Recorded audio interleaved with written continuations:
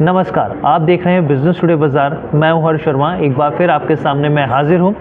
आज हम जिस स्टॉक की बात करने जा रहे हैं वो है IREDA यानी कि Indian renewable energy development agency की। ये जो स्टॉक है हम लोग आपको लगातार इस पर कवरेज कर रहे हैं और आपको बता रहे हैं स्टॉक में गिरावट क्यों आई है।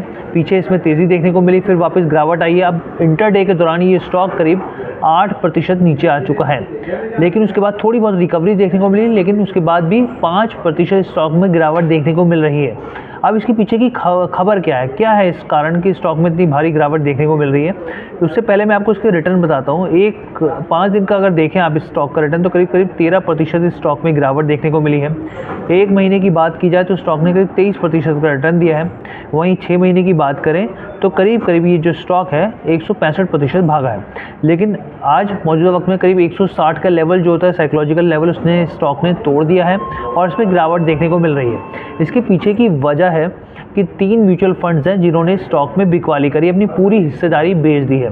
नुवामा की एक रिपोर्ट आई है जिसके मुताबिक इसमें बताया गया है कि कोटक म्यूचुअल फंड हो गया, निपॉन इंडिया म्यूचुअल फंड हो गया, ICICI प्रूडेंशियल म्यूचुअल फंड हो गया, इन्होंने अपनी हिस्सेदारी बेची है। अगर दिसंबर 2023 के आंकड़ों को देखें, अगर शेयर होल्डिंग पैटर्न के हिसाब से अगर आप समझने की कोशिश करें तो यहाँ पर इन तीनों के हिस्सेदारी दिखाती नहीं है। यहाँ पर इसलिए नहीं दिखाती क्योंकि इन तीनों की हिस्सेदारी 1% से कम है। जब 1% से कम होती है तो वो शेयर होल्डिंग पैटर्न में दिखाता नहीं है। तो यहाँ पर इन तीनों फंड हाउसेस की जो हिस्सेदारी 1% से कम थी और इन्होंने अब तीनों ने, चाहे वो कोटक म्यूचुअल फंड हो, चाहे वो निपॉन हो या फिर वो ICICI प्रूडेंशियल हो, तीनों ने अपनी हिस्सेदारी को पूरी तरीके से बेच दिया है। लेकिन अगर दिसंबर 2023 की तिमाही के आंकड़ों की बात करें, Q3 की बात करें, तो यहाँ पर अगर सारे म्यूचुअल फंड को देखें आप, करीब 15 म्यूचुअल फंड हैं जिन्होंने स्टॉक में निवेश किया हुआ, तो उनकी कुल हिस्सेदारी 2.87% हो जाती है। वहीं सरकार की हिस्सेदारी करीब उसमें 75% है। FPIs की हिस्सेदारी करीब 1.88% यहाँ पे हिस्सेदारी है। अब यहाँ पर कुछ इंपॉर्टेंट चीज़ भी आप जान लीजिए IREDA की सेहत को लेकर।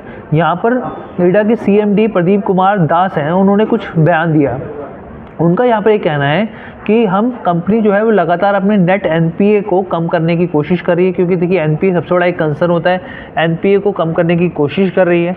अब इसके लक्ष्य जो है वो फोकस जो है नेट इंटरेस्ट मार्जिन में और ज़्यादा बेटर करना है और सुधार करना है। Q4 के नंबर आएंगे तो हम आपको समझाएंगे कि भाई कैसे रिजल्ट्स रहे हैं। और साथ ही उन्होंने कहा है कि पिछले 3 सालों से यहाँ पर घरेलू बाजार से भारी भरकम कर्ज लेने वाली जो विदेशी बाजार से ये लोग वैकल्पिक फंड जुटाने के लिए वैकल्पिक स्रोत कर रहे हैं। यानी इसका मतलब ये हुआ कि और ये जो है फंड जुटाने के लिए विदेशी इन्वेस्टर्स की तरफ, विदेश की तरफ भी मूव ऑन कर रहे हैं, वहाँ पे भी इन्वेस्टर्स की तलाश कर रहे हैं, वहाँ पे स्रोत भी देख रहे हैं।